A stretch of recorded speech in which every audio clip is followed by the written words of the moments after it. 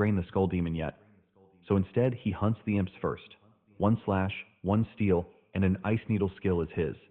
Then he turns the screaming creature into charcoal with a fireball. The second imp freezes in fear until the skull demon simply resummons it, forcing Ray to kill it again and again just to earn enough levels to survive. But the real turning point comes when Ray hits level 30 and unlocks skill synthesis. In one risky move, he fuses an ice needle with a fireball and creates a brand new attack, a fire lance. It tears into the skull demon's mana barrier, lets Ray break through, and with a single punch, he finally steals the demon's own defenses, then steals extreme body enhancement right after. The skull demon falls, a huge green mana stone drops. Ray jumps to level 33 in one day, but not long ago, he wasn't like this. Kurosaki Kai, a dual-color prodigy known as the Purple King. In his shadow stands his older brother, our MC Ray, completely colorless and magically inert. Ray clings to hope as a porter in his brother's party, until they confront a dungeon boss, Kronos, the god of time and space. With a wave of his hand, Kronos effortlessly annihilates the entire party, including Kai. Cornered and facing certain death, Ray's desperation unlocks a sealed, forbidden power, Skill Drain. In a final defiant act, he steals Kronos' own reality warping ability, Rewind. The surge of power, fueled by panic and regret, doesn't just rewind a moment, but sends Ray himself through time. He awakens years in the past, armed with the stolen power of a god and a burning resolve. This time, he will master his own destiny. Ray is utterly shocked, and when he looks through the window, he realizes something more shocking. The inverted castle is still white, which was supposed to be pitch black. Apparently, the inverted castle was pure white until 7 years ago, but it gradually started becoming black, and when it turned completely dark, the door that unleashed Kronos opened. Suddenly, it dawns on him that he actually stole the rewind ability from Kronos to send himself back to the past.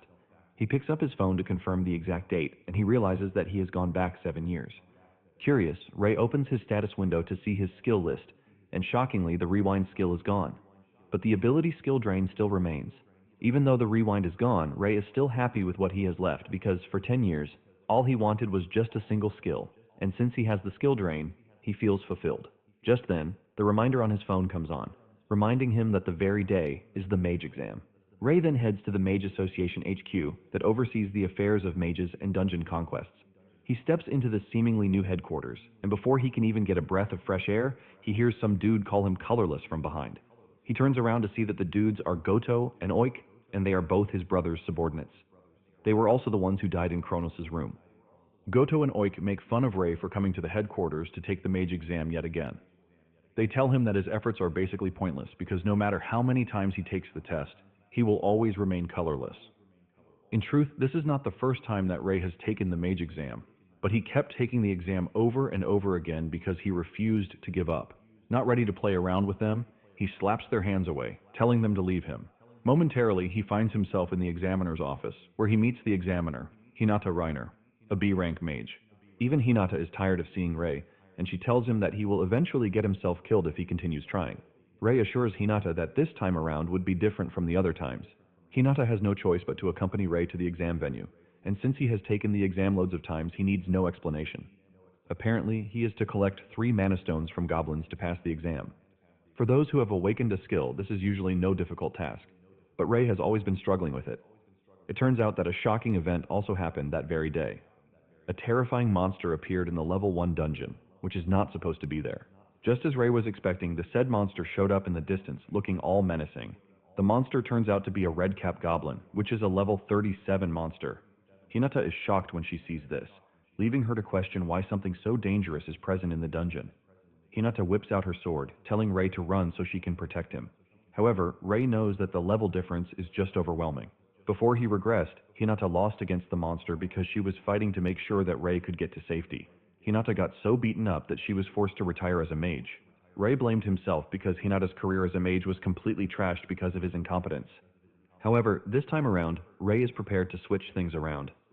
Ray pulls his short sword, and as the monster dashes toward him, he throws the short sword at it. Apparently, the monster has a skill that enhances its physical abilities, and just as Ray expected, the monster easily deflects the sword. The monster continues its advance toward Ray, and Ray punches it hard on the head. This pisses off the monster, and just as it is about to punish Ray for his stupidity, Ray's power steals the body enhancement skill from the monster, ultimately improving Ray's physical stats. The goblin stands in shock, wondering why it feels so powerless and useless. While it is still trying to piece things together, Ray easily cuts the monster in half from the head down. Hinata is stunned when she realizes that Ray just defeated a redcap with just a single strike. Ray, on the other hand, is amazed by his ability, the skill drain because of how impressive it is.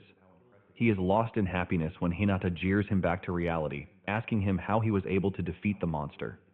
Realizing that it might be bad for him to say he has black skills, Ray tells Hinata that it was nothing more than a coincidence. Hinata is screaming at Ray to stop lying when she realizes that the exam is supposed to be cancelled because an abnormal monster has just appeared in the dungeon. Hinata tells Ray that the event has to be reported to the headquarters.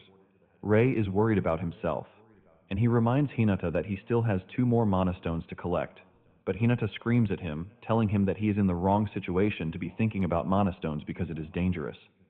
Just as fate would have it, 2 regular goblins appear in the distance, and Ray quickly takes them down by slicing their heads off. This further shocks Hinata, leaving her mouth open. Ray then picks up the mana stones that the goblins dropped, asking the lady if he is allowed to take them. Hinata is just too stunned to answer his question, and momentarily, they return to the headquarters. Not long after this, Hinata shows up with Ray's mage license. He has been officially given the mage status, and he is placed in C rank. Ray picks up the license and lets off a little smile because it took him just long enough to reach where he currently is. Hinata also shows him the details regarding the exchange of mana stones that he collected. Apparently, mana stones are a valuable energy source that doesn't emit CO2. In addition to being an energy source, it can be sold to the association. Ray believes that defeating the red cap monster, which is A rank, will give him decent pay. He checks out the payment details, and he almost screams out in shock because of the enormous amount there. For defeating the goblins, he is getting 1,000, but the red cap alone gives him 3 million. Hinata urges him not to lose his mind yet because he defeated a red cap.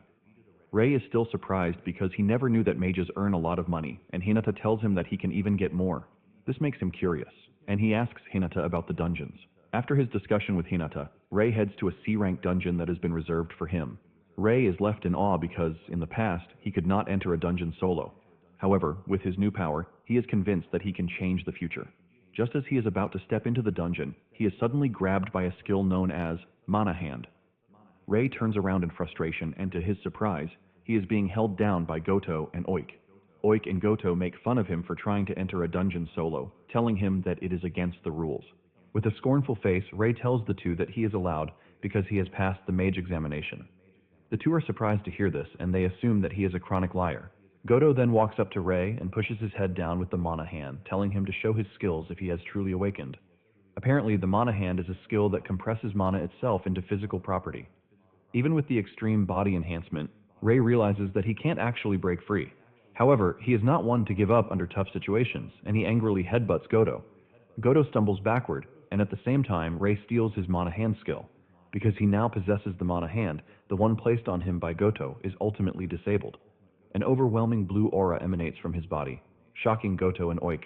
Ray wastes no time putting the Mana Hand into use by grabbing Goto with it, forcing him to admit that Ray is truly an awakened. Oik refuses to give Ray his flowers and decides to attack him with a fireball. Ray activates the enhancement skill and uses it to cut down the fire attack, shocking Oik. He's trying to fathom what just happened when Ray reaches him with a blow that sends him across the room. Goto is shocked to see that Ray can also use body enhancement, and while writhing in pain, Oik asks Ray if he is now a dual-colored mage. Ray simply says no, and just then, his drain skill also steals Oik's fireball, basically adding 1 more color to his skill list. Oik's jaw almost drops when he sees this because he has never seen or heard of a mage with 3 colors. Ray shows him how dangerous he is by shooting a fireball at him, causing him to almost piss his pants. Ray then asks them if they are still willing to fight, but the two stare at each other in fear before running off with their tail between their legs. After they are gone, Ray figures out that Kai won't be happy if he later finds out about what just happened. Basically, he was Kai's lapdog, and if he learns that Ray has awakened a skill, he will definitely show up to crush him. Kai has already reached an impressive level 50, making him one of the strongest mages in the modern era. In addition to Kai, Ray figures out that he has to be worried about the scary dungeon that will open soon enough. To prepare himself for future problems, Ray knows that he has to raise his level as much as he can, and he steps into the dungeon. Apparently, level is the foundation of strength, and leveling up lets a mage learn new skills that increase one's total mana pool. This also increases the amount of mana that a mage can control at once. Ray is strolling in the dungeon when he is suddenly ambushed by a level 38 flame wizard. Surrounding the wizard are several fireballs, leaving Ray terrified because he can only manage to create 1 fireball. The wizard is able to do this thanks to the enormous difference in levels. The wizard hurls his fireballs at Ray, and even though he is able to block just one, Ray is forced to change positions to dodge the other fireballs. Ray figures out that he can't defeat the monster head-on, but there is one thing that doesn't change. This is the fact that after using a skill there is always an opening, and Ray doesn't waste this opportunity as he dashes toward the wizard at great speed. Even though the opening is just 2 seconds, the wizard becomes totally powerless in that moment. Ray is able to punch the wizard so hard that he is sent flying while also stealing his fireball skill in the process. The wizard finds himself on his arse, and when he tries to unleash his attack, he realizes that he has become powerless. Ray then gives him a taste of his own medicine by hurling 5 fireballs at him, overwhelming him with a huge firepower that completely destroys him. Once the wizard is killed, Ray is hit with notifications, telling him that he has leveled up. He realizes that defeating higher level monsters gives a ton of experience points. Even though it is quite difficult to take on higher ranked monsters, Ray figures out that the skill drain ability gives him an edge. Ray checks his status window to see that he has climbed up to level 12. With this, Ray sets a standard of level 30 for himself. He starts cutting through the dungeon, annihilating monsters left and right.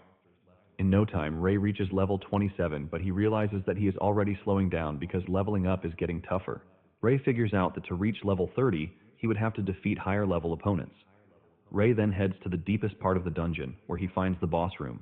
Ray is glad to have found this, since it is the perfect thing he needs. Ray flings the door open, and when he steps into the room, he finds 2 level 30 imps and a level 45 skull demon. Ray is cautious the moment he sees this, but he figures out that stealing their techniques will help him gain the edge. Ray dashes toward the skull demon, aiming to land a hit on it, but to his surprise, there is a mana barrier surrounding the monster, preventing him from activating his skill drain. The skull demon makes things harder by charging towards Ray, almost ripping his head off, but he manages to dodge it. With the sudden burst of energy from the monster, Ray figures out that he would have to do something pretty useful to defeat the monster. Since he doesn't have the power to drain the skull demon yet, he goes after the imps. He cuts down one of the imps, stealing the ice needle skill from it before turning it into barbecue with a fireball. The other imp watches his friend turn into fire decorations, but is too scared to make a move. Now in possession of the ice needle, Ray turns his attention to the skull demon and hits with the ice needle attack, ultimately crushing his mana barrier. However, the defeated imp is immediately resummoned thanks to the skull demon's power. Even though it is extra stress for Ray, he is not complaining because defeating the imps will give him experience points, and it is just what he needs. He takes down the imp again, granting him another level upgrade. Because of the recent level upgrade, the amount of mana he can control also increases. In addition, he unlocks a new ability, skill synthesis. Ray is relieved when he sees this because it is exactly what he wants. He wastes no time combining the ice needle with the fireball using the newly acquired skill synthesis. The red and blue skills merge together, creating a fire lance that Ray shoots toward the skull demon. The skull demon puts up its mana barrier as usual, but the fire lance weakens it, giving Ray the chance to break through and reach him with his punch. By hitting the skull demon, he is able to steal the mana barrier from him, but he doesn't stop there. He also steals the extreme body enhancement, leaving the skull demon totally confused and powerless. Ray then ruthlessly finishes off the skull demon by pushing a fire lance into its chest to engulf it in fire. A large green mana stone drops from taking out the skull demon, and he also jumps from level 28 to level 33. Ray heaves a sigh of relief after defeating the tough monster thanks to the skill synthesis ability. Apparently, it is an advanced technique that is meant to create even more powerful skills, and it is available from around level 30. This was what Ray was hoping for, and he is glad that he could pull it off just in time. Ray is enjoying his winner's moment when the system informs him that he met the level requirement and the number of skills he can retain via the skill drain has increased. His skill slots have jumped from 3 to 5, and Ray smiles because he knows that things are just going to get easier for him. After he is done checking out everything he needs to, he steps out of the dungeon and heads to the headquarters to submit the green mana stone. Hinata is blown away when she realizes that Ray defeated a skull demon and has even reached level 33 in just a day. Ray smiles nervously, claiming that he only got lucky, but Hinata lets him know that it is unheard of to go past level 30 in just a single day. Hinata lets him know that with his current level, he can even become a B-rank mage. Just then, Ray hears a familiar voice echoing behind, and with it comes a terrifying aura. The voice is none other than his brother Kai, and Kai believes that there is a mistake because there is no way Ray is B-rank. Kai further adds that Ray is a colorless dude who has no talent whatsoever. Hinata defends Ray, saying he actually defeated a redcap and the skull demon. The moment Kai hears this, he loses it and immediately attacks Ray. He throws a powerful punch straight at his chest, Kai easily blocks it with the newly acquired mana guard while smiling at him and telling him to be careful. With Ray's ability to block his punch, Kai finally believes the rumor that his brother has awakened with skills. However, Kai is not all that impressed, and he urges Ray to watch his back because he would like to see just how capable he is. Hinata notices that Kai is acting all careless, forcing her to ask him if he is gearing up for a fight. Kai claims that there will be no issue if Ray is truly B rank, like they claim he is, unless he is just a false mage who sneaked his way to B rank. Ray figures out that rejecting Kai's demands will only set him up for future embarrassments and trouble. Ray then decides to accept Kai's challenge, and this shocks Kai, but at the same time, pisses him off. The two then head to the headquarters arena to settle their differences. Ray figures out that he has to be cautious about the amount of mana that he can control at once, since he is going up against an opponent stronger than him. Ray also knows that he has to stay on guard at all times, since his max combo is 3 basic skills, while that of Kai is 5 skills. With these numbers alone, Ray is pretty sure that he is going to lose against him if he tries to fight him head on. To make it fair, Ray figures out that he has to bring in something special. Once they are ready to fight, Ray attacks with the ice needles, and Kai responds with fireballs. The two attacks clash in the middle, leaving a loud explosion and a cloud of dust. This blinds Kai's vision, and before he knows it, Ray reaches him with the body enhancement, shocking him. Kai is surprised to see that his brother is now a dual color wielder. On the other hand, Ray is trying to calculate the number of skill mana left for Kai to use, since he has used one already. As he moves closer to Kai, he activates the skill synthesis to create the fire lance. Kai is surprised to see this, but it basically lets him know that his brother can now use 3 color skills. However, he is not worried one bit about it. Just as Ray is about to reach him, Kai welcomes him with a powerful fireball that destroys Ray's fire lance before sending him to the ground. Ray's face lights up in horror because his fire lance, which took 2 skills worth of mana to use, was easily taken out with just a simple skill. Kai mocks his brother, telling him that he might be able to use 3 skill colors, but he can't compare to him because he is on a totally different level. To properly put Ray in his place, Kai shoots deadly fireballs at him. Ray is forced to run around to try and dodge the fireballs while also creating a fire lance. He shoots the fire lance at Kai, but Kai responds with his usual, the fireball. Kai's fireball breaks through and heads straight for Ray, but he immediately puts up a mana barrier. However, the mana barrier cannot compare to Kai's power, and it shatters, sending Ray to the ground yet again. With Ray on the ground, Kai walks toward him, telling him to bow his head in respect, and he would forget about everything that has happened so far. He wants Ray to admit that he is trash compared to him. Deep down, Ray knows that he can't win against Kai with his little moves and output, but he is not willing to give up because he would continue living like a slave. Determined to make his own name, he gets on his feet, screaming at Kai to tell him that he will never bow to him. Kai is pissed when he sees this, and he tells Ray that he might just have to kill him.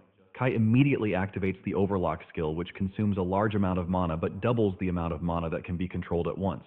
With the Overlock in place, Kai is able to conjure several fireballs, and he confidently tells Ray that he is about to witness the power of a king, a 10-combo attack. Ray is gripped with fear when he sees this because he recognizes the power, since it is Kai's ultimate move. Basically, he is one person who can use a considerable amount of mana when compared to those on his level. However, this is something Ray has been betting on and has been expecting Kai to use. Ray leaps toward Kai, and Kai makes fun of him, asking him if he thinks he can dodge his attack mid-air.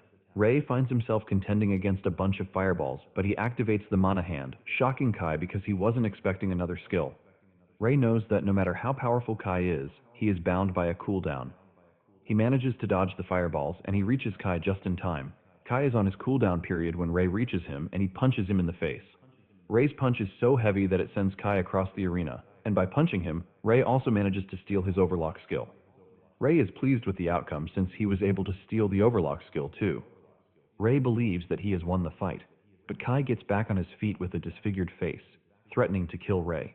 Just then, Kai pulls out the Demon Lance skill, shocking Ray, since he wasn't expecting Kai to have learned the skill yet. Apparently, it is Kai's greatest skill, which makes it completely dangerous. Ray watches as the lance comes straight at him, but before it can hit, Ray manages to get out of the way. Ray is forced to admit that the speed of the lance is something else. Ray finally realizes that he was only able to land a hit on Kai because he was being careless, but things have changed now that Kai has gotten really serious. Ray finds himself running around the arena because the strength level between him and Kai has skyrocketed. Even with the destruction he has caused to the arena, Kai is nowhere near done. Ray tries to fight back with his fire lance, but Kai overpowers his skill with the demon lance. The wave from the explosion sends Ray straight into the wall, and he screams as he hits the wall. Kai makes fun of him, saying this is exactly why he is called the Purple King. Ray has no choice but to admit that Kai is actually right, because his demon lance is one of the strongest. Kai stands above Ray yet again, telling him not to get cocky just because he can use several skills. Ray admits that he is no match for Kai in his current state, but it suddenly dawns on him that the game is going to change if he can find the potential of the purple skill. Before the fight, the limit to his synthesis is 2 colors, but Ray totally changes the game up by activating the overlock skill. Kai is shocked when he sees his brother tap into the overlock skill as if it is nothing. Because of the overlock, his mana capacity automatically increases, and he unlocks the skill synthesis. Ray smiles when he figures out that he has hit the jackpot, but Kai is worried because he doesn't know what sinister plan that he is cooking up. Just then, Ray does something that no one has ever done before, and this is combining 3 colors together. Ray adds the red skill to the blue skill and tops it all up with the yellow skill, ultimately turning it into black mana, leaving Kai's mouth agape. Basically, the mana colors available are red, yellow, and blue. Ray has always been told that he doesn't have an affinity for these 3 colors, but unknown to them, they are all wrong. Ray is a totally different and rare breed because he is a dark mage unheard of in the history of mages. With the combination of the 3 colors, Ray creates the abyss flame that looks really deadly. Fear grips Kai, and he frantically launches a demon lance at Ray, screaming at him to stay away. Ray spots the lance and throws the abyss fireball at it, crushing it in an instant. Once the demon lance is out of the way, Ray runs toward Kai as he prepares another ball of fire. Kai is unwilling to give up, and he summons another giant demon lance in preparation for Kai's attack. Kai launches his demon lance, and Ray meets it halfway with the fireball. Ray's fireball overwhelms and consumes the demon lance, leaving a big explosion that knocks Kai out. Ray cannot believe his eyes as he falls to the ground in amazement that he has finally defeated Kai. The system notification pops on, telling him that he has acquired the Abyss Flame, all thanks to the skill synthesis. Moments later, Hinata walks up to Ray in complete shock, asking him what type of skill he just used. Ray is already worried about this because he knows that he can't keep hiding his skill and strength forever. Ray acts like a cool dude and showcases his skill, saying it appears to be a black skill. It sends a wave of shock through Hinata's body, since Ray is the first black skill user. Ray then asks her if he is obligated to report the nature of his skill to the association because he would like to keep it a secret between them. Hinata is surprised to hear this, and she tells Ray that he is missing an opportunity. Ray wonders what opportunity he might be missing, and Hinata reminds him that the strongest mage in each color is always given the title of a king, which basically means he is the Black King, since there is no one else. Ray gives it a deep thought, and even though the offer is tempting, he tells Hinata that he doesn't want it at the time.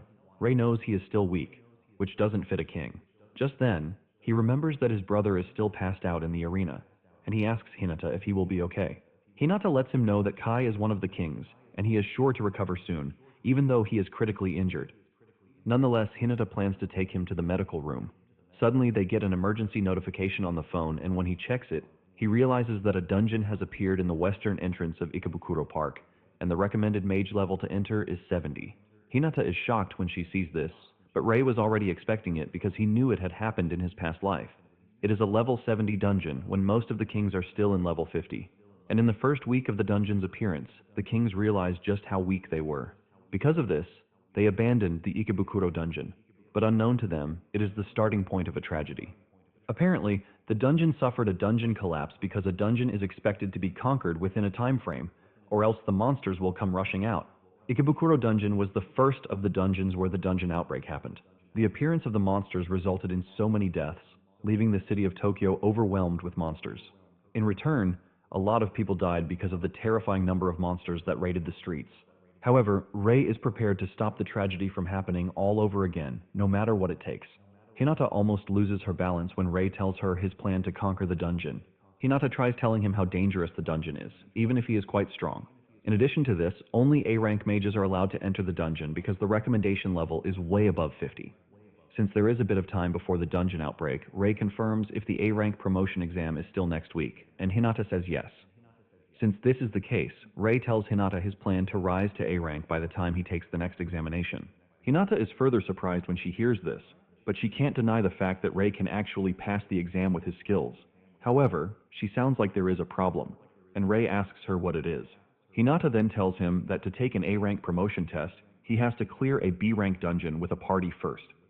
This basically means he has to form a party in one and clear a B-rank dungeon, and Ray has completely forgotten this. Ray checks his phone and all he sees are trash messages about people telling him that there is no way they will form a party with him, since he has to clear a B-rank dungeon before the week runs out. Ray knows he is in a difficult position because it is hard to clear solo. Ray is left racking his brain, thinking of what he can do to get out of his sticky situation. Just then, he hears some mages scolding their colleague for being so weak. This gets to Ray, who remembers that he was always treated like trash, just like the outcast.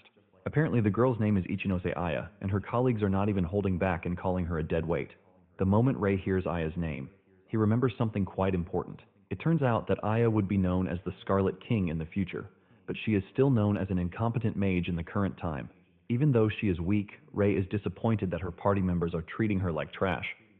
Aya tried telling her team members that she can't afford to be kicked out of the party because she won't be able to foot her sister's medical bills. She promises to do better the next time they enter a dungeon, and the party leader tells her that she will be waiting to see what she can do during their raid for that very day. She lets Aya know that she's definitely off the team if she messes up, and Aya nervously agrees to this. Aya and her team then step out to take on a dungeon, but Ray is worried that things might not go well. Ray knows that Aya became the Scarlet King in the years to come, but she suffered loads of hardships before then. Ray remembers that it was around this time that she was involved in a certain incident. Apparently, she was critically injured during a boss battle, and she went into a coma for years. Suddenly, it dawns on Ray that the incident might be that very day. Even though Ray is not sure about it, he could see that Aya was acting really weird. To prevent something crazy from happening to her, Ray decides that he needs to step in. Meanwhile, Aya and her team have encountered the dungeon boss, Dullahan, a level 45 monster. Suddenly, the party leader does something extremely crazy, and she pushes Aya into the monster's range so she can use her as bait. She tells Aya to fight the monster all by herself, and Aya tries reminding her that she can't win against the monster alone. The party leader then tells Aya that she will be kicked out if she can't take on the boss monster by herself. Aya is pushed into a corner by the party leader's demand, but she believes that she has no choice, since everything she is doing is for her sister's sake. The party watches in amusement as Aya walks toward the boss and hurls a fireball at it. Aya's fireball hits the target, but the monster doesn't move an inch from where it is. Aya freaks out when she realizes that her strike was useless against the monster. Suddenly, the Dullahan leaps toward her, ready to smash her to death with its big sword. The sword hits right in front of her, causing a big wave that shatters the ground and sends her crashing to the ground, totally at the monster's mercy. The monster is about to finish her off when Ray appears on the scene, and with the help of his extreme body enhancement, he blocks the monster's attack. Aya is shocked when she sees a savior appear right in front of her, preventing her from dying. Ray puts all of his strength into repelling the attack, and he pushes the monster backward. Aya is left in awe, and Ray turns around to make sure that she is fine. Aya's party members are not happy that someone out of nowhere showed up to ruin their plan. They know that Dullahan is a scary monster with terrifying weight, but Ray pushed it away like it was nothing. Just then, Dullahan gets back on its feet and lets off a loud roar that hits every corner of the room. Ray is not surprised that the monster is still alive because the Dullahan's armor is obviously enhanced with a strengthening skill which makes regular attacks completely useless against it. Since this is the case, Ray decides to steal the skill and nullify it. Ray risks everything and leaps toward the monster to try and touch it. He manages to touch the monster and he activates the skill drain, but to his surprise, the skill refuses to come on. Ray is forced to jump backwards before he is sliced in half by the monster. Ray returns to where Aya is, and she asks him if he is fine. Ray lets her know that he is good because he managed to block the monster's attack with his sword. Ray finally figures out that Dullahan's armor is its external part, and to get the skill drain to work, he has to touch the internal part of its body. Just then, Dullahan smashes its sword on the ground, releasing a massive energy blast from it. Ray raises his mana barrier and screams at Aya to stay behind him so she doesn't get hit. Ray's mana barrier successfully blocks the incoming attack, but the wave from the attack sends the party members flying around like papers. Only the party leader remains standing, and she angrily launches an ice lance at the monster. Surprisingly, Dullahan blocks the attack and retaliates with a counterattack that the lady couldn't dodge. She finds herself getting thrown into a wall. Since the ice lance was useless against Dullahan, Ray figures out that he needs a skill that is beyond the monster's strengthening skill. Ray resorts to using his abyss flame, and he wastes no time cooking up a black fireball, shocking Aya. Ray hurls the black flame directly at the monster, and Dullahan also sends its energy wave in Ray's way. The two attacks meet halfway, but Ray's flame is just too powerful, and it overwhelms Dullahan's energy blast. The black flame reaches Dullahan before it even gets the chance to do anything, and it is engulfed in fire. Ray restricts the monster's movements with the mana hand to make sure that the black flame does its job. This is enough to burn through whatever armor strengthening skill that Dullahan has, and it crumbles to dust from the overwhelming power of the black flame. With the Dullahan dead, it drops a large green mana stone, but Aya is more concerned about the amazing power that Ray possesses. She is completely impressed with how he was able to take down the monster with just one hit, and she nervously thanks Ray for saving her life. Ray smiles while telling the girl that he is just glad that she is fine. Deep down, Ray is really happy that he managed to save Aya from dying. Aya's annoying party leader finally gets back on her feet looking completely pissed. She figures out that Ray is quite strong, but her greediness makes her crave the reward for taking down the monster. She walks up to Ray, telling him to hand over the Mana Stone because they were the ones who applied to conquer the dungeon. Aya is shocked to hear this, and she is forced to remind the annoying lady that Ray just saved their lives. Ray even tells the lady that he has no problem giving her the Mana Stone, but in exchange for this, Ray tells the lady that he wants Aya to be in his party. This shocks the party leader, and even Aya herself. Ray then turns to Aya, saying she is also free to make her choice, as he is not imposing on her. The party leader bursts into maniacal laughter when she hears this, and tells Ray that she wholeheartedly agrees with the deal. She taps Aya on the shoulder, asking her if she is also fine with the deal. Aya subtly replies that she is in on the deal, and she tells Ray that she is now in his care. The party leader collects the Mana Stone, and as she walks away, she talks about how she has managed to strike a good deal by exchanging a useless party member. Unknown to her but known to Ray, Aya is the real deal. After the party is gone, Aya thanks Ray once again for saving her, and Ray apologizes for making her leave her party all of a sudden. Aya, on the other hand, doesn't think too much about herself because she believes that she is just going to drag Ray down. Ray then tells her that she has nothing to worry about because she is going to get stronger, and even stronger than those who abandoned her. Aya is shocked to hear this because she doesn't see herself as someone who is going to get stronger. Ray then tells her that he heard her conversation with her former party members at the headquarters, but he assures her that it was not intentional. Because of what he heard, Ray tells Aya that he can be her support. Aya is relieved to hear this, and she tells Ray that she is willing to be in his care. Ray smiles, realizing that he has successfully bagged gold. The following day, Ray and Aya prepare to step out in an attempt to conquer a B-rank dungeon. Aya asks if they are liable to take the A-rank exam if they conquer the dungeon, and Ray says yes. In addition to this, Ray lets her know that there is actually something that will make her stronger inside the dungeon. This gets Aya curious, because she knows that getting stronger will help her earn more money to pay her sister's medical bills. Excited at this, Aya shows Ray how hyped she is to take on the dungeon. The two steps into the B-rank dungeon, which is a crystal cave. The first set of monsters that they come across are black wolves, and this scares Aya. However, Ray urges her to stay back, while he takes care of the monsters. Ray runs toward the monsters, and he activates the extreme body enhancement before reaching them. Armed with his sword, he cuts down the monsters like tissue. He slices them open one after the other, shocking Aya, who is watching from behind. She is in awe at just how strong Ray is because his strength can't be compared to that of her former party members, even though they were strong. Ray then leads Aya to exactly where he wants them to go, assuring her that he is going to support her. He urges her to follow the plan, and Aya walks toward the monsters in an attempt to defeat them so she can level up pretty fast.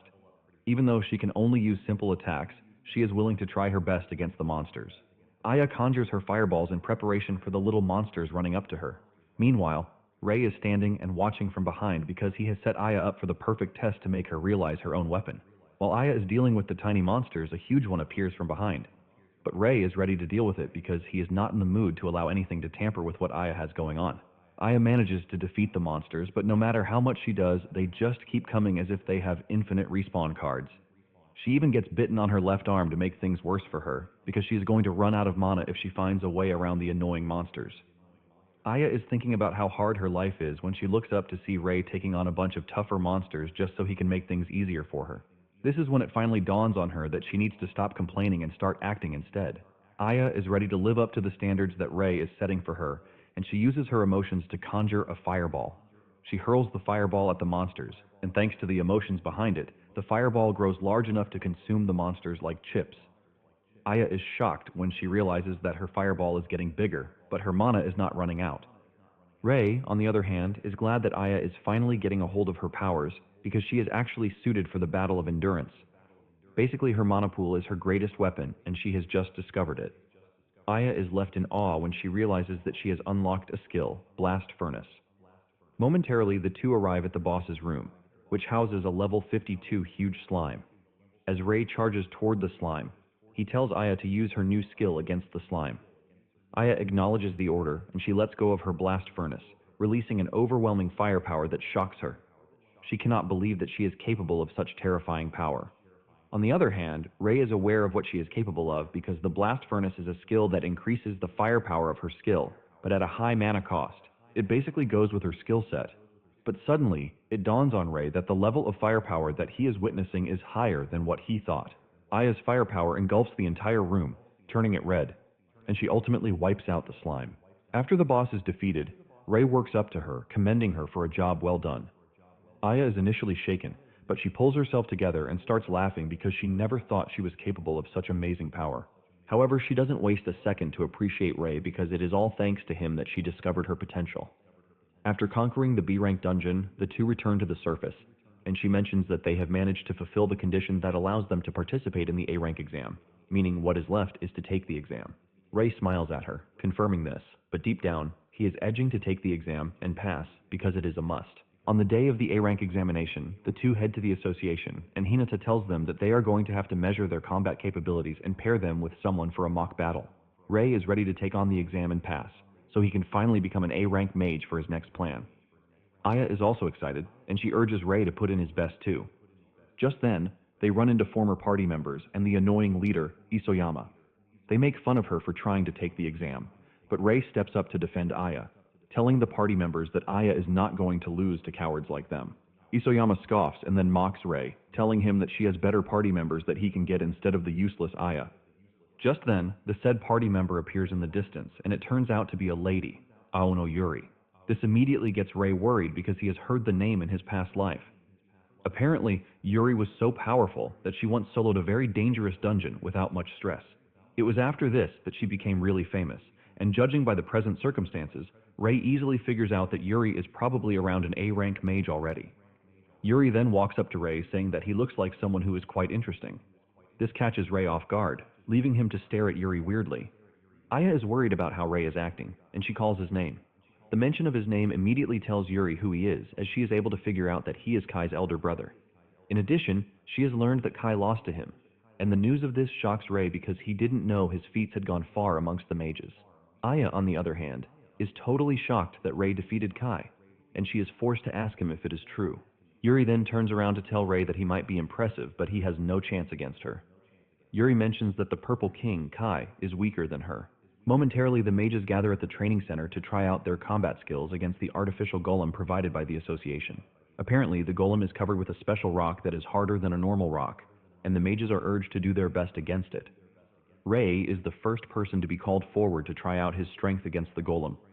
He stands in front of the golem and conjures a fireball, but the mages present start laughing at him for trying to use a fire element against a metal element golem.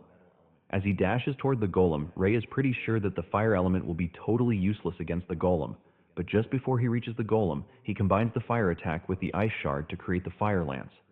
Ray shoots the fire lance at the golem and it shatters the golem's head, leaving a cloud of smoke in its wake. The supervisor checks out the golem, and the moment he gets no response, he confirms that the golem has been defeated. The mages who were mocking Ray before started murmuring in awe because they never expected Ray to take down the golem with just a single hit. Yuri, on the other hand, is impressed with the way Ray infused the two elements together to create an even powerful element. Ray smiles because he is obviously proud of how he handled the entire situation. For Aya, she undergoes the mana pool measurement test, and she is required to hold a crystal ball with her hands to get the accurate measurement. Just as she is about to touch the crystal ball, her former party members are already mocking her, saying she should be ashamed that she came to take the exam. However, everyone in the room is left reeling in their pants when the device displays her overwhelming firepower. Isoyama cannot believe this, and she assumes that Aya is most definitely cheating. Once they are done with the other prerequisites, the examiner tells the mages that the mock battles are the last thing on the list. For the first match of the mock battle, Aya is pitted against her nemesis, Isoyama. Aya stays calm as she is about to take on the lady, but Isoyama can't wait to fight Aya so she can expose her for who she really is. The battle begins, and Isoyama launches a bunch of ice needles at Aya, but she easily shatters everything with a giant fireball that blows shards of ice everywhere, almost blinding the caster herself. Isoyama is shocked when she sees this because she never expected Aya to have such an overwhelming firepower skill. Isoyama is startled, but Aya has not even started. Aya creates another fireball, and she hurls it at Isoyama. Isoyama senses the terrifying power behind the fireball and immediately puts up a mana barrier, hoping that this would save her. Before the attack hits, she is already mocking Aya for being a fool because her attack plan is quite simple. She plans to block Aya's attack before launching a counterattack to get her off. Suddenly she realizes something crazy, and this is the fact that Aya's attack is not stopping anytime soon. Aya continues launching a series of fireballs at Isoyama and her mana barrier. And because of the consecutive attacks, the mana barrier breaks apart, exposing Isoyama's fear behind it. Isoyama turns to her usual cowardice move, but as she runs away, she is hit by one of the resulting rubbles from Aya's fireball attack. Isoyama gets hit in the back of her head, and as she crashes to the ground, every fiber of her existence refuses to believe that Aya has surpassed her in strength. She crashes to the ground, and the examiner stops the battle, declaring Aya the winner. Aya's face lights up in excitement, and as she returns to the stands, Ray commends her for a job well done. Aya smiles, saying she can't believe that she won, but she wishes Ray good luck in his battle against Yuri. Yuri remains calm as she tells Ray to step into the arena for their battle. As they step into the ring, Yuri asks Ray if there is any particular reason as to why he is taking the examination. Ray stays mute, and Yuri says she can see that he is more prepared compared to the other participants. Ray then replies that he has something that he needs to do no matter what, which is why he can't allow Yuri to stop him. Yuri smiles when she hears this, and she lets off an overwhelming aura, reminding Ray that she is pretty strong. Ray assures her that he is aware of this, but he is confident that he is going to win. Yuri is impressed by his confidence, and to put the talks to his side, she suggests that they do battle instead. Yuri starts with the attacks first, and she launches a series of mana blades at Ray. Ray whips out his sword to try and block the blades, but he struggles. Apparently, Yuri uses a skill called mana conversion that allows the user to manipulate their mana freely. Just then, Yuri surprises Ray with a powerful and overwhelming attack that almost crushes him, but he manages to get out of the way in time. Yuri smiles evilly, saying Ray is lucky to have dodged the attack, but Yuri is tired of staying on the defensive, and he decides to go on the offense instead. He runs toward her, but Yuri is not going to allow him to get to her just easily. She hurls some long-range attacks at him, but he blocks them, using his mana barrier. Ray then dashes toward her, and he swings his sword really hard in an attempt to decapitate her, but she jumps backwards. While she is still in the air, Ray tries to finish her off with his fire lance, but Yuri uses the mana conversion skill to create a shield to protect herself. Her shield is able to hold off against Ray's powerful lance attack, but she admits that he tried his best. Ray, on the other hand, is worried because her defense appears to be totally flawless. Without a doubt, Ray can see that she is absolutely strong. Yuri then makes the next move by launching several long-range beams at Ray, forcing him to run around the arena in an attempt to dodge. Ray admits that Yuri's attacks are troublesome, and Yuri, on the other hand, mocks him, saying he has no chance if he thinks he can run around to win. Ray then turns toward her, and she locks on him with her attacks, believing that it is over for him. However, Ray has something else planned. Just as the attacks are about to hit him, he activates his physical enhancement and cuts down everything that Yuri throws at him, shocking her. However, she is not done with Ray just yet. Yuri admits that it is her first time seeing someone who can wield 3 colors. However, she shocks him, saying she can also use body enhancement too. She activates the skill and then conjures a scythe, using her primary skill. Suddenly, she vanishes right in front of Ray, and by the time she reappears, she is behind him. Ray almost loses his head but manages to turn just in time to block the attack. Ray is thrown backward from the overwhelming attack, and with just how fast Yuri is. Ray soon finds himself on the defensive again as Yuri hunts him down. Ray cannot believe the amount of overwhelming power that the girl possesses, and because of this, he decides to go to extremes. He allows Yuri to get close, and he grabs her hand. But Yuri mocks him for this, believing that there is nothing to make of it. Suddenly, she realizes that something is wrong with her, and before she knows it, Ray has stolen her body enhancement skill. She starts stumbling backwards with the realization that her power is leaving her. With no way to defend herself, Ray gets the perfect opening to land a perfect hit straight into her chest. Yuri coughs up in pain as she falls to the ground. She cannot believe that Ray was actually hiding his true power all the while. With Yuri on the ground and unable to fight back, Ray is declared the winner of the duel. Later on, Yuri wakes up in the hospital to see Ray and Aya standing beside her. The two are happy to see her back to life, and she admits that she totally lost the fight. She tells Ray that she wasn't expecting him to be strong the way he is. Yuri then asks him why he has come to visit her. With a humble voice and stance, Ray bows his head, asking Yuri if she would mind joining his party. Yuri is shocked when she hears this, and Ray lets her know that, after reassessing the battle, she also got promoted to A rank. Ray admits that they need Yuri if they are to have a chance at conquering difficult dungeons. Ray is still talking when Yuri cuts him off by laughing out loud, saying he is a really interesting fellow. Yuri doesn't drag things further, and she tells Ray that she doesn't mind following his lead. Ray is glad to hear this, and the two shake hands to seal the deal. Suddenly, the ground starts shaking ferociously, leaving Ray totally worried. He wonders what could be happening, and unknown to him, Kronos is actually trying to break off from where he is imprisoned, and all he needs is just a bit more strength to pull it off. When the shaking stopped, Ray remembered that in his past life, a lot of earthquakes similar to this had happened before the Ikebukuro dungeon later collapsed. Ray figures out that they are reaching the time limit for the dungeon break already. Even though the dungeon is pretty difficult to take on, Ray doesn't think they have a choice at this point in time. Just then, he tells the two girls his plan to conquer the dungeon, and this scares the crap out of them. They remind him that the dungeon is the most difficult in the region, which makes it even more dangerous for the three of them. Yuri then asks him if he is suggesting that they conquer the dungeon because of the earthquake that happened, and Ray confesses that he has a bad feeling about it. Ray says that there are several reports concerning abnormal monsters, and he wants to believe that it is a prerequisite to something more dangerous. Yuri doesn't really care about whatever Ray says as long as she follows his lead. Realizing that Yuri is on board, Aya also assures Ray of her support. Ray is glad to hear this, and he thanks them for the support. The next day, Ray and his party submit a request to conquer the Ikebukuro dungeon to Hinata. Their request is approved, and the trio heads to the dungeon entrance. Being the insane person she is, Yuri is super excited to take on the dungeon. Aya mentions that it would have been better if they had enough numbers to help with, but Ray says this is impossible since the association is limited to the number of A-rank mages that they can deploy. He then says it would have been nice if a certain person called Oikawa were with them. Before the regression, Oikawa was known to be one of the best in Japan. Ray fears that Kronos will appear again if the dungeon break happens, and he is determined to make sure that it doesn't. Before entering, the girls urge Ray to get formalities out of the way and call them by their regular names. To waste no further time, he agrees to this, and the trio steps into the dungeon afterward. Upon entering, the first monster they come across is a level 71 skull demon. Ray is shocked to see this, since the monster is a boss in other low-level dungeons, but it is already showing up at the entrance of the dungeon. Without fear, the trio charges toward the skull demon, and it immediately puts up a mana barrier. Ray figures out that getting the mana barrier out of the way is the first thing to do, and he shoots a fire lance at the barrier. However, a single hit from the fire lance appears to be too weak to destroy the barrier. Aya and Yuri then unleash their combined efforts to take down the barrier, giving Ray the open chance to run toward it and slice it in half. As usual, defeating the skull demon provides them with a big green mana stone. Ray commends the ladies for their impeccable timing in taking down the barrier. Yuri then finally summons the courage to ask Ray how it is that he is able to use so many skills.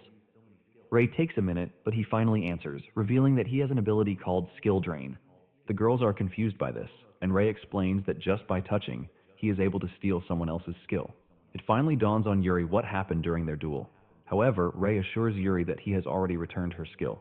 Aya, on the other hand, is totally blown away because she wasn't expecting Ray to have such an overpowered skill. She finally realizes why Ray wanted them to take on the dungeon, and she concludes that they are in safe hands as long as Ray is with them.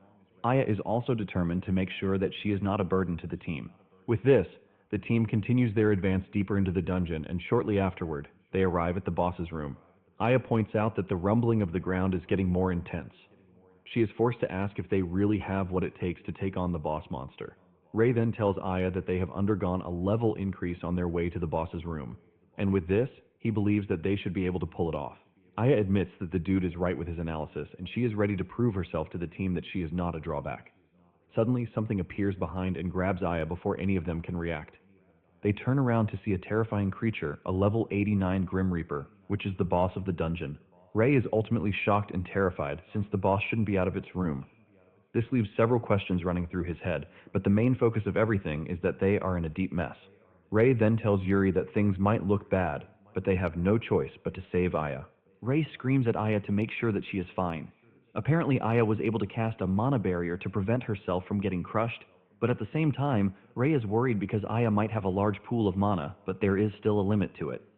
Even though the best option for him is to use his Abyss Flame, he can't, since Aya will be caught in the crossfire. The only solution to the problem is to actually find a way to help her out of the situation. Ray then tells Yuri that he is going to try his best to get the tentacle's attention, and he urges her to find a way to save Aya. With a seemingly solid plan, the two charge toward the monster. Ray puts himself directly where the monster is facing and almost gets hit with a tentacle, but he narrowly dodges it. The damage from the tentacle shatters the floor, shocking Ray. He immediately figures out that he is done for if he suffers a direct hit. Just when he thinks he is out of danger, one of the tentacles appears from behind. Aya believes that the dude is done for as she screams out his name in pain. Fortunately for Ray, he was able to get himself out of the tight situation using Mana Hand, and he heaved a sigh of relief. While the entire chaos is unfolding, Yuri has gotten the chance to reach the monster. She swings her scythe, hoping to land a critical hit, but her attack bounces off, and this is when they realize that the monster has a strengthening skill. Yuri is forced to retreat before she gets crushed between the monster's large tentacles. Ray checks on her, and she assures the dude that she is doing quite fine. However, the two could see that there was something strange about the whole thing. Basically, tentacle monsters always have low defense, and this is the first time that Ray will be seeing one with a strengthening skill. In addition to the list of weird things going on around the monster, is that it is outside its room. Unknown to him, Kronos is playing a big role in everything that is unfolding right in front of him. However, the monster is coming at them with so much rage that they don't have the time to start thinking of what to do. While she is stuck inside her protective barrier, Aya believes that what the other two are facing is basically her fault. She figures out that she has been too passive because she is always relying on Ray to fix things. She starts racking her brain to think of something that he can actually do to help out in the situation. Yuri and Ray soon have a huge problem on their hands because they are almost out of mana, thanks to the number of battles that they have been involved in. Ray is about to give up on the situation when he suddenly remembers something. He screams at Aya, telling her to hit them with her mana fusion. Aya is shocked to hear this, and the same goes for Yuri, who thinks the skill is useless, since it consumes a lot of mana. Ray understands why they think this because the skill was considered useless in his past life too, but thanks to a certain mage, the skill's value was later discovered. This said mage is none other than Aya herself, as she was the one who figured it out before the regression. Aya is also conflicted about the skill since he hasn't used it before, but since Ray is asking her to do it, she is willing. Just then, Aya lets loose of her skill, and it hits the two just as planned. Surprisingly, Yuri realizes that her mana is starting to recover, but Ray just smiles because he knows the essence of the skill. Apparently, mana fusion has an effect that shares the mana of the user, but it is a skill that only a mage with a large amount of mana can master. Aya is excited when she sees this, but suddenly she realizes that the amount of mana that she is sharing is not enough. It then dawns on her that her mana sharing is restricted because of the mana barrier she activated. To properly help the team, she releases her mana barrier, giving the monster the chance to grab her tightly. However, Aya is able to release all of her for the two to operate with. Once she is done doing this, she weakly tells the two that the rest is up to them.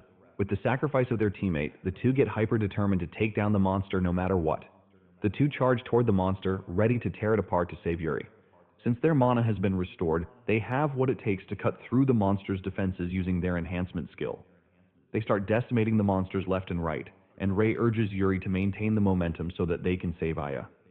Ray gets the chance to get to Aya, but the monster is a step ahead of them. The monster immediately moves Aya's position, making things even harder for them. Ray easily figures out that with the way things are going, they won't be able to get to Aya. However, Yuri assures him that she is going to open a path for him.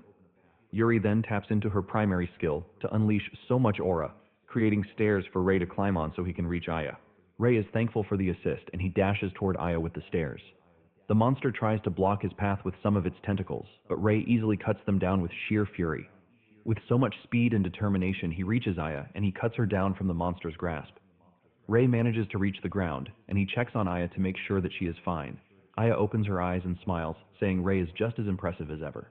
Yuri then rushes over, telling Aya that she actually saved them with her skill. Yuri admits that Aya has some nerves about her. Even though they have rescued Aya, the primary mission to take down the monster remains.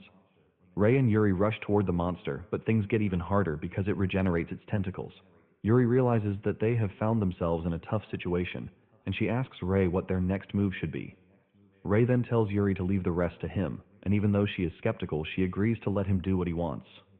Ray dashes toward the monster, assuring Yuri that he is going to finish it off.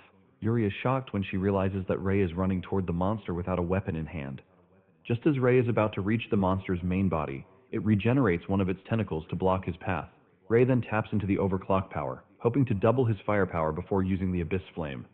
His entire body is engulfed in a dark aura as he unleashes a powerful flame at the monster, ultimately tearing its head open. The monster crashes to the ground, and this shocks Kronos, who wasn't expecting the Grim Reaper to be defeated. Nonetheless, he is determined to make sure that Ray and his friends don't make it out alive. The team is still celebrating their win when a dark fluid emerges from the monster's defeated body and heads straight at Aya. It almost impales her, but Ray is able to get her out of the way just in time. Ray realizes that the fluid is getting more powerful, and he screams at the girls to make a run for it.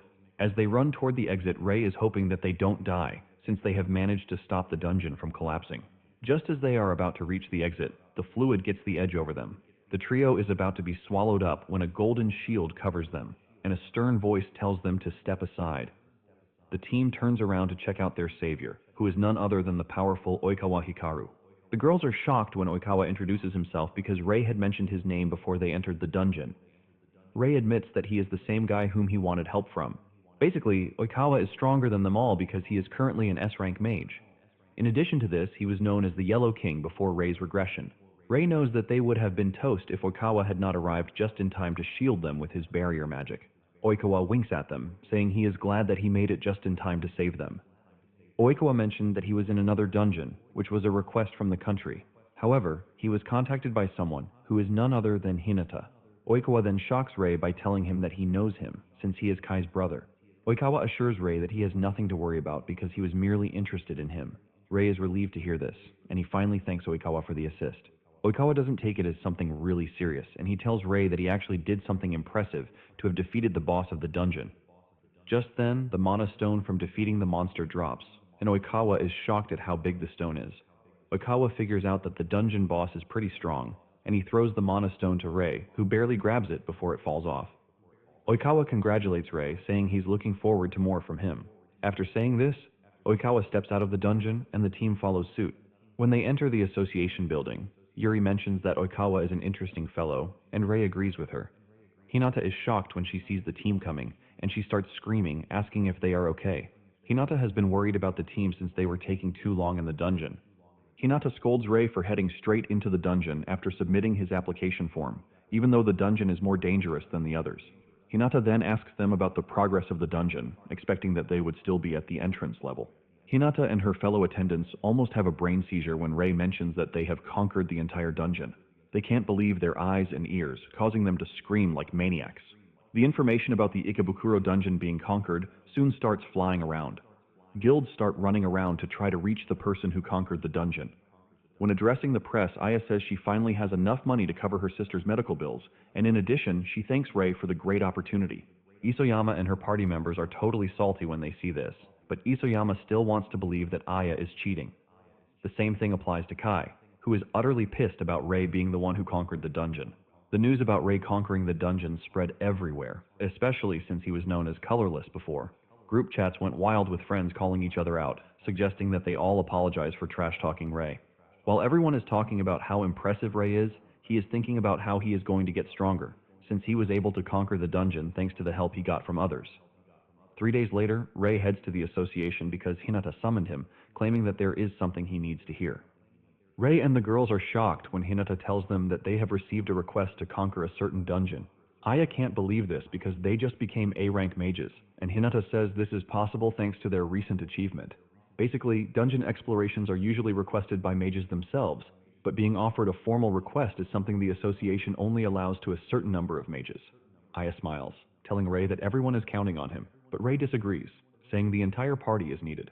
Ray then asks Hinata who made the request, but she tells Ray that she can't answer because the higher-ups told her to keep it a secret. As expected, Yuri wants them to accept the mission just because it sounds fun. Ray is obliged to accept since it was made via the association, so it shouldn't be anything suspicious. Just then, Hinata mentions that an S-rank mage will be accompanying them on the mission. The following day, the party heads to the location where they are to meet the said S-rank mage. Aya is curious to see who the person will turn out to be. Momentarily, they run into the person, and to their greatest surprise, it is Oikawa. As they step into the dungeon, Ray mentions that he never thought Oikawa would be the one to escort them, and Oikawa smiles, saying he already knew, but he wanted to keep it a surprise. Oikawa then mentions that he is looking forward to the mission because the whole world is also watching them. Aya is blown away by how carefree Oikawa is, and Ray agrees with her, but reminds her that the dude is still an S-rank mage even at that. Ray then asks Oikawa if it is true that there is a tricky mechanism inside the dungeon, and Oikawa says yes. Apparently, the scout team came back with a report that there was a wall of fire blocking the path. Ray is curious about this, and he asks how they are supposed to deal with it. Oikawa then reminds them that he has his barrier skill, and as long as he is with them, the firewall means nothing. Ray notices that the dude is overconfident, and he wonders if he thinks the dungeon will be easy. As if Oikawa can hear his thoughts, he tells Ray that he will see how cool he is once he sees him in action, because he will be the one carrying the entire team. Suddenly, a wave of monsters appears on the scene, and Ray tells his team to get ready to fight. He is also interested in seeing how strong an S-rank mage really is. Suddenly, he spots Oikawa sitting in the corner with fear written all over his face. Oikawa tells the trio to handle the monsters because he is not quite familiar with the type of monsters that they are currently going up against. Aya reminds Oikawa of what he said about being the main man, but Rei just tells his team to face the monster and forget about the coward. The trio takes their stance and they start hurling out long-range attacks at the incoming monsters. Yuri confidently goes after the monsters, saying that they are nothing compared to the monsters that they fought in the past. Aya and Yuri take out the majority of the monsters, and Rei finishes off the rest with his fire lance. Oikawa is blown away when he sees this, and after the monsters have been defeated, Aya excitedly celebrates with Rei. Oikawa finally stands up from where he was hiding, claiming that he hates bugs, and he is thankful that they saved his life. Suddenly, some wolves appear from behind and charge toward Oikawa, but he gets serious and pins them down in a square box, ultimately killing them off pretty easily. Rei and his team are shocked when they see this, and Rei asks Oikawa what sort of skill he just used.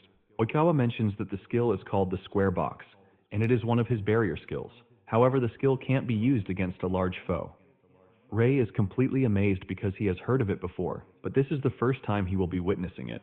Once the monsters are taken care of, Oikawa suggests that they keep moving. As Rei walks behind him, he is completely in awe of Oikawa because he is an embodiment of what an S rank should look like. Momentarily, they arrive at the wall of fire, and it is just as the report said. The intensity of the fire can be felt some meters away without even going close. Just then, Oikawa steps forward, and he creates a path through the fire with his barrier magic. The team excitedly walks through the passage, and they soon find another hole, which leads to the boss's room. Since they are all ready, Rei suggests that they move into the boss's chambers. Deep down, Oikawa is waiting to see what Rei is capable of because he wants to know if he is a fraud or he is the real deal. As they step into the room, Rei complains about how hot it is, which obviously signifies the power of the foe they are about to engage. The boss finally steps out, and it turns out to be a level 68 Flamegarm. Just the appearance of the boss alone sends shivers down Rei's spine. Rei panics as the monster walks toward them, and he tells the team to put up a mana barrier. However, Oikawa tells him that there is no need for this. The monster unleashes its flame breath on them, but Oikawa easily blocks it using his barrier magic. This ultimately blows Rei's mind, and Oikawa tells Rei that he will handle defense while they handle offense. Rei acknowledges the order, but he takes a moment to think about what to do. He figures out that the barrier could fail at any time if it gets hit severely. Rei thinks of using his Abyss Flame, but he quickly ditches the idea because the monster is quite fast. And in addition, it is a boss-level monster. Since the mana usage for the Abyss Flame is quite high, Rei figures out that he is just going to have to take down the monster in another way. Rei then leads the charge while telling Yuri and Aya to find a gap to attack. As he approaches the monster, Rei activates his body enhancement and leaps toward it. Rei deceives the monster into thinking he is about to attack him head-on, but Rei maneuvers behind it before landing a critical hit. Yuri and Aya also support from behind as they launch their long-range attacks at the boss monster. Even with the combined attack, the monster remains mobile, and this just confirms Rei's fear that the monster is quite strong. Rei figures out that they are going to be at a disadvantage if the battle continues longer than expected. Rei is already sweating from the intense heat, and he realizes that defeating the monster quickly is paramount. Meanwhile, Oikawa is watching from behind, waiting to see what Rei is going to do, since he has found himself in such a dire situation. Just then, Rei tells Yuri and Aya to start directing their attacks toward the monster's feet instead of its body. Yuri and Aya gladly accept his plan, and they immediately send their attacks to the monster's feet. Aya even takes it a step further by hitting the monster with a skill called Stone Bullet.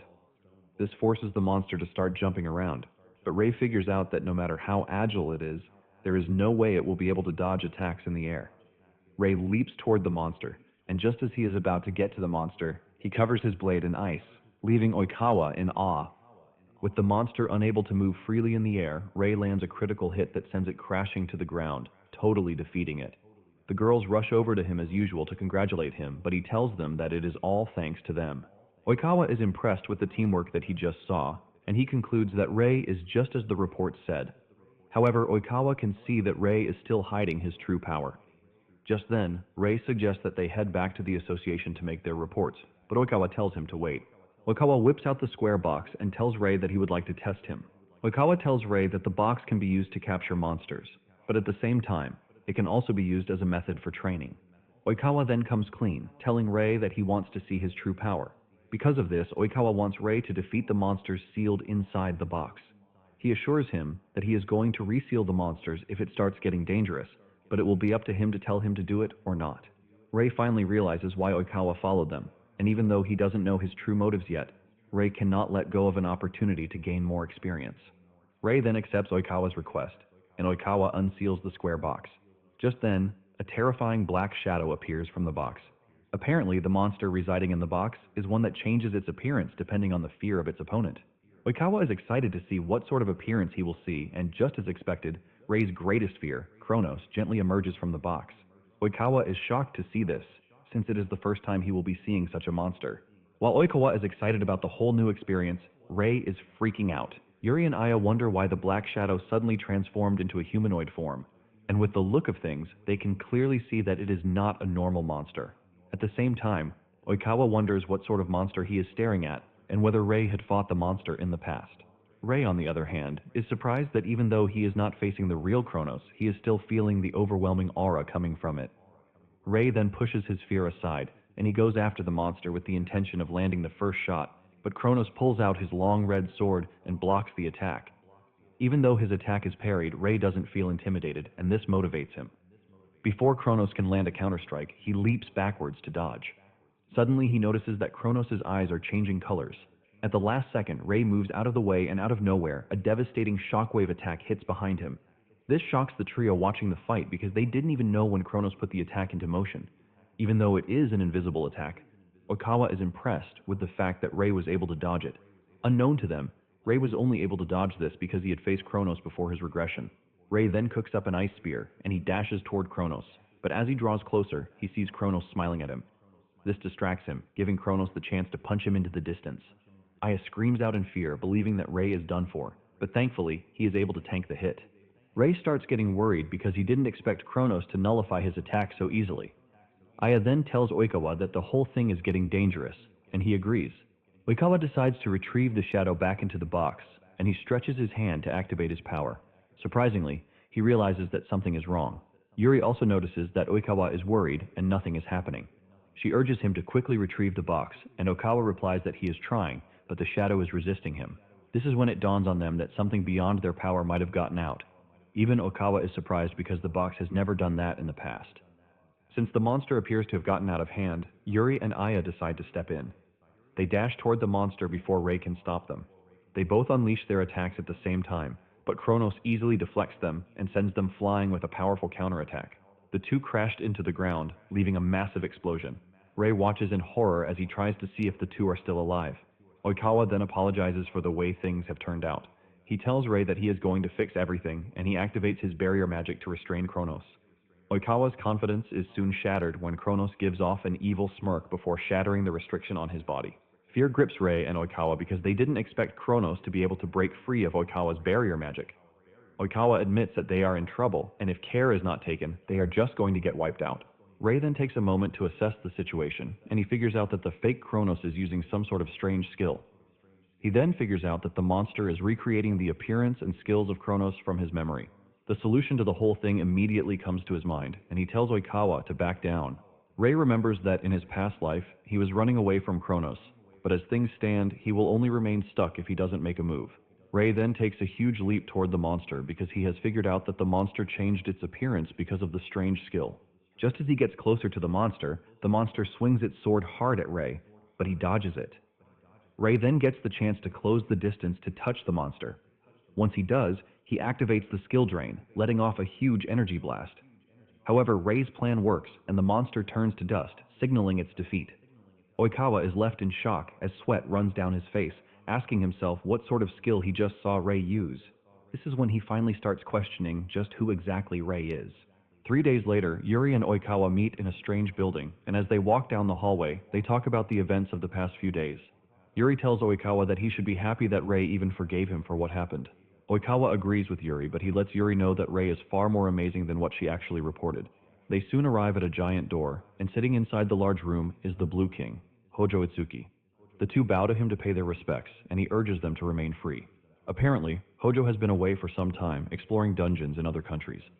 Oikawa is surprised that Hojo is taking on so many tasks, and Hojo lets him know that the higher-ups of the association are always demanding, and he has no choice, since someone has to do it. Yuri then talks about why Hojo was also summoned, which means the dungeon he went to is as dangerous as the Ikebukuro dungeon. Yuri is impressed that Hojo had to take on that kind of dungeon in 10 different locations, which shows just how powerful he is. Hojo then suggests that they move over to the main business of the day. He tells the two that he would like to hear more about Rei. The two agree to this, and moments later they have told him everything they can about Rei. Hojo is impressed, and Oikawa agrees with him, saying Rei is quite powerful, and with the look of things, he might even be stronger than him, who is an S-rank mage. Hojo is surprised that not only does Rei have excellent combat skills, but he also has a skill that allows him to steal others' skills. Unknown to Hojo and Oikawa, Yuri still has more to say, but she is keeping it in because she might just end up blowing their minds. Hojo admits that with everything he has heard, Rei piques his interest, and before they leave, he asks them for a favor. Later on, Rei and Aya are strolling past the reception in the association building when Hinata frantically calls Rei's name. Rei rushes over, asking her what the issue is. Hinata looks sad as she tells Rei that she has no idea what Rei must have done to deserve what she is about to tell him. Rei then asks her what the problem is, and Hinata lets him know that he has been summoned by the Blue King because he wants to meet Rei in person. Not long after this, Rei heads to Hojo's palace to meet him. Rei is blown away the moment he gets to lay his eyes on Hojo, the Blue King. In his past life, Hojo was known as the true color king amongst the other kings. Apparently, Rei also adored Hojo because he was strong, and then he made sure to protect the weak. Rei was always drawn to his words, which is why he aimed to become a great person like him. However, something terrible happened back then because Hojo was caught in the torrent of a dungeon collapse, and he was killed in battle. This basically happened because he sacrificed himself as a shield to protect the civilians during the evacuation. In return, he became a hero who died to save countless lives. However, now, in the present timeline, Rei wonders what Hojo might want with him. Rei is still racking his brain about this when Yuri shows up in the room, shocking him because Oikawa is also in the room. Hojo then tells Rei that he's going to explain everything to him. He reveals that Oikawa and Yuri are scouts who are responsible for scouting talented people from around the world. Basically, they are members of the Apostles of the Holy Staff. Rei is shocked when he hears this because he has heard that name before. Aya then tells him that it is an elite group under the direct command of the Blue King himself. Hojo then confesses, revealing that he was the one who requested Rei to conquer the dungeon. In addition, he was also the one who made Oikawa follow him. It finally dawns on Rei that they wanted to see his real strength, which is why they asked him to fight the monster. Yuri also confesses that she joined Rei's party because it looked fun. Hojo comes clean, telling Rei that he is interested in him, and that he would like Rei to join them. However, he lets Rei know that he would like to see his humanity first, because there is still a lot that remains hidden when it comes to mages with multiple colors. Hojo then asks Rei what it is that he wants. Rei then takes a moment to think about it before giving his answer, and he tells Hojo that he wants to get stronger than anyone else. Hojo then asks him if he is trying to become the strongest mage and also become the king of a color who surpasses him as a person. Before giving his answer, Rei thinks about it for a minute, and with passion he gives his answer, telling Hojo that he would like to be stronger than him. Hojo lets him know that he is pleased with his answer, and with this, he asks Rei if he would like to join the Apostles of the Holy Staff. Rei and Aya are both shocked when they hear Hojo's offer, and Hojo adds that he is pretty sure that Rei is going to do well alongside competent people. After accepting the offer, Oikawa tells Rei to follow him, and not long after this, they arrive at a room filled with the elite mages who are under Hojo's command, the Apostles of the Holy Staff. One of the members, Kurahashi, is the first to speak out, mentioning his disappointment about the fact that Rei is still young. The others in the room are forced to remind him that he is the same age as Rei, and this is just how he acts when he is excited.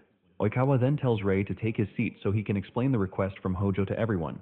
Oikawa then explains to the group that their mission is to conquer 2 dungeons, and both dungeons are high-level dungeons with a recommended level above 65. To do this, they are going to divide themselves into 2 teams to simultaneously take on the 2 dungeons. Oikawa mentions that those who will go to Makuhari dungeon are himself, Yashiro, Shiroi, and Azuma. On the other hand, Rei and his party will go to the Tama dungeon, but they are going to be accompanied by Kurahashi. Kurahashi freaks out when he hears this, demanding to know why he is paired with Rei and his gang. Yuri teases him, asking him if he is unhappy about it, and Kurahashi replies that he is not. Oikawa then tells Kurahashi that he has nothing to worry about because Rei is skilled enough, and in addition he possesses 3 colors of mana. Kurahashi disagrees that having a wide variety of mana means one is strong enough because Rei's brother Kai was also the same. Rei is shocked when he hears Kai's name, and Kurahashi reveals that Kai was a member of the Apostles of the Holy Staff. He adds that they might call Kai the Purple King, but he is still nothing compared to them. Rei then remembers that Yuri said the same thing about Kai, and this tells Rei that this is just how people now see Kai. Kurahashi continues with his yapping, talking about how multiple colors don't mean one is strong. In addition, he believes that Oikawa was the one who helped Rei clear the Ikebukuro dungeon. In essence, Kurahashi is saying Rei is a weakling. Aya then flares up telling Kurahashi that he is wrong because Rei is not weak. She mentions that Kurahashi can only have the right to judge him when he has seen what Rei can do with his own eyes. Thanks to Aya's scream, Kurahashi finally folds, and he agrees to join Rei's party to conquer the dungeon. Since everyone is in agreement, Oikawa tells them that they are going with the same plan. He lets Kurahashi know that he is going to witness Rei's power by himself. Kurahashi still thinks Oikawa is glazing Rei, and he urges him to stop emphasizing it. As they prepare for the mission, Rei knows that it is imperative he shows his strength, but at the same time he needs more comrades when he finally wants to face Kronos. And even though Kurahashi's words are harsh and degrading, he still needs him. Not long after, they arrive at the Tama dungeon, and in no time, a horde of monsters approaches them. Rei is still trying to tell the team that they need to work together when Kurahashi cuts in, telling them that working together is stressful. Without consulting the rest of the team, Kurahashi leaps toward the monsters with a powerful fist attack imbued with flames. Just one punch from him shatters the ground and unleashes a massive shockwave that almost throws Aya off the ground. With just a single strike, Kurahashi wipes out the horde of monsters and he teases Rei, telling him that he is pretty sure he can't do what he just did. Just like before, Kurahashi leaps off again, telling the team that he is just going to conquer the dungeon solo. Rei then turns to the girls, letting them know that he has no intentions of losing to Kurahashi. With this, he runs after Kurahashi, leaving the girls behind. Rei wipes out a bunch of monsters at the same time, and Kurahashi lets him know that his move is getting slightly better. Rei thanks him for the compliment, and he continues what he is doing. Aya complains about how the whole thing has turned into one big mess, but Yuri tells her that she should be proud, because Rei is keeping up with Kurahashi. Yuri mentions that Kurahashi's skill is special because he can use his mana consecutively over a wide area. This is basically why Kurahashi is a menace to a large group of enemies. Yuri mentions that Kurahashi currently holds the title of the man who slayed the most monsters, but even with this, Rei is managing to keep up with such a man. With a smile on her face, Yuri declares that Rei is an amazing mage. 10 minutes later, they arrive at the boss room, shocking Aya. Deep down, Rei can feel something changing in him, and this is thanks to the fact that he is competing with Kurahashi. Upon entering the boss room, the team is stunned when they see a giant eye staring at them from above. The team is gearing up to fight the boss when they notice something weird happening. The boss starts drawing in all the monsters that they defeated. To their greatest surprise, the boss monster absorbed the dead monsters to ultimately become something even scarier, a chimera beast, which has never been seen before. Since it is a monster that is unknown, Rei tries to tell Kurahashi that they need to be careful. However, Kurahashi ignores them and dashes toward the boss monster, talking about how he is not intimidated. Kurahashi leaps toward the monster and delivers a fiery punch that leaves a huge flame in its wake. They all watched in patience to see if Kurahashi was able to defeat the monster. However, by the time the flame clears off, Kurahashi realizes that the monster is still standing, and it has blocked his attack with its arm. Before Kurahashi knows it, the monster's other arm is already reaching for his throat. Just as the monster is about to tear his head off, Rei comes into play, and he drags Kurahashi away from danger, using the mana hand. Rei asks him if he is fine, but he is clearly focused on not losing to Rei. Just then, they see the monster regenerating its damaged body, which makes it even more dangerous. As if this is not enough, the monster raises its head and starts preparing to fire what appears to be a laser. Without a doubt, Rei knows that it is going to be deadly, and he screams at his teammates, telling them to dodge. The laser hits, unleashing a deadly strike that the team knows they would have died if they hadn't dodged. Even Kurahashi is worried, but he is relieved that the monster doesn't have what it takes to fire the laser consecutively. Since this is the case, Yuri believes that it is time they get down to business too.